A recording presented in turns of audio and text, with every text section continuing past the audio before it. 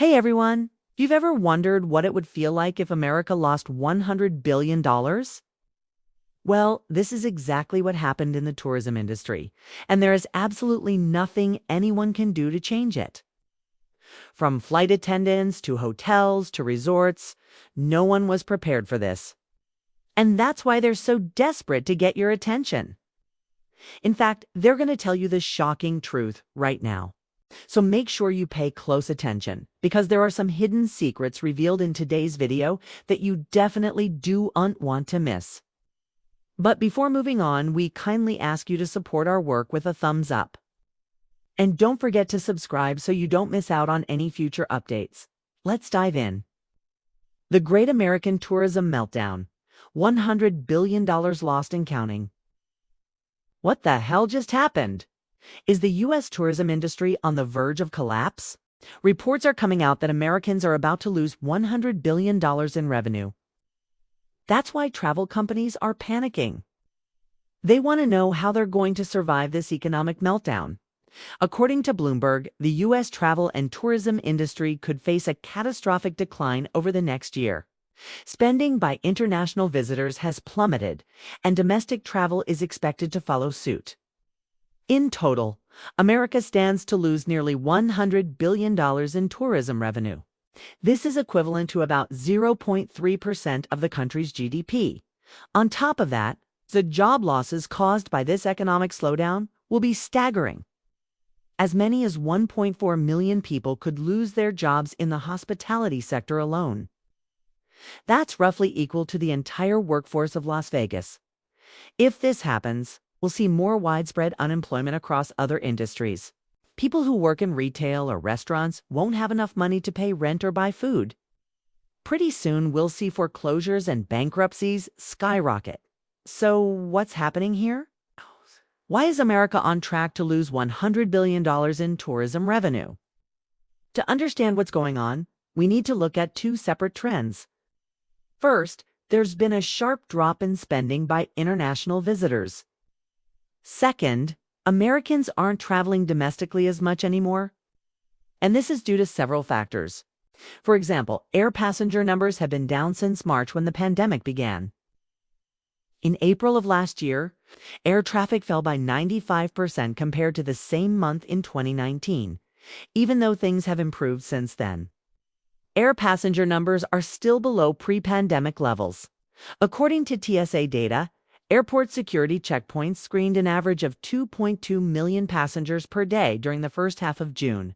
That's 23% fewer than the daily average in June 2019. It's not quite the $100 billion loss that experts predicted, but it's still pretty bad. At the same time, Americans aren't spending as much money on hotels, restaurants, and entertainment venues. When COVID hit and people started losing their jobs, many cut back on discretionary expenses. Travel was one of the first things to go because it's considered a luxury expense. We all need a place to live, food to eat, and clothes to wear. But we don't need to go on vacation. At least that's how most people saw it. Another reason why people aren't traveling is because of safety concerns. Some people are worried about catching COVID, while others are worried about crime. According to a recent survey conducted by Morning Consult, 48% of respondents said they wouldn't consider traveling by plane anytime soon. Meanwhile, 53% said they wouldn't attend a crowded sporting event or concert. So what does this mean for the tourism industry? If people aren't flying, staying in hotels, or visiting tourist attractions, businesses related to tourism won't make money. Hotels, airlines, rental car companies, and cruise ships will have empty rooms and seats. Without revenue coming in, they'll have no choice but to lay off employees and cut costs. And if things get worse, they may even go out of business altogether. That's why tourism officials are so worried. They know that the industry is on the brink of collapse. And they're trying everything they can think of to prevent that from happening. So far, nothing has worked. Here are some of the things they've tried. The first thing they did was launch a marketing campaign called Travel Confidently. The goal was to reassure travelers that it was safe to travel again, but it didn't work. People were still too afraid to travel. Next, They offered discounts and promotions to entice travelers. They knew that people had been cooped up inside for months. So they thought that a little temptation would be all it took to get them to start traveling again. But it didn't work. People weren't interested in taking vacations. Then they tried something more drastic. They started begging influencers on social media to start traveling again. You've probably seen these posts on Instagram and TikTok. Usually, it's a picture of someone standing in front of a beautiful view or having fun at a party. And they always include a call to action that says something like, "Travel is back. It's time to start exploring again." Doesn't seem to be working either.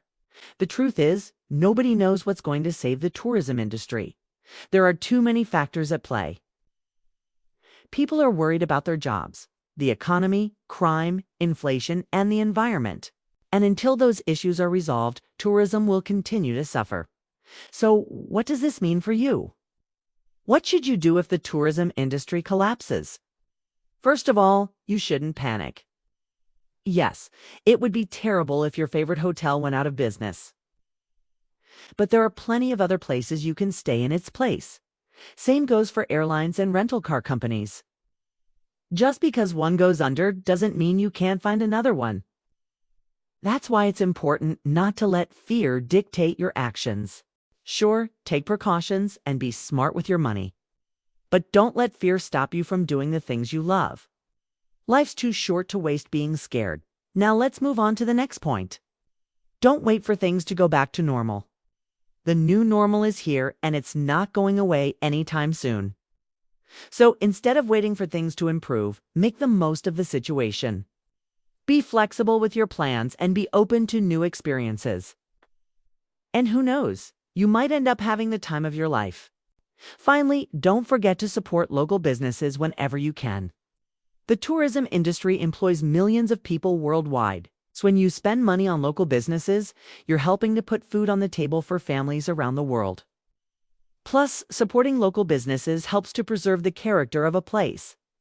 When big chains move into a town, they often push out small businesses. And before you know it, every store and restaurant looks the same. That's why it's so important to support local businesses whenever you can. In conclusion, the tourism industry is indeed facing a difficult time. People aren't traveling as much as they used to, which means that businesses related to tourism are struggling. But that doesn't mean you should stop traveling.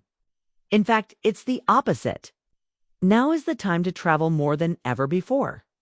Don't let fear or uncertainty stop you from seeing the world. Be flexible, be open-minded, and support local businesses whenever you can. The tourism industry needs your help, and you can make a difference. What do you think about the Great American Tourism Meltdown? Do you think the industry will ever recover? Let us know in the comments below. And don't forget to like and subscribe for more insightful business news. Till next time, bye.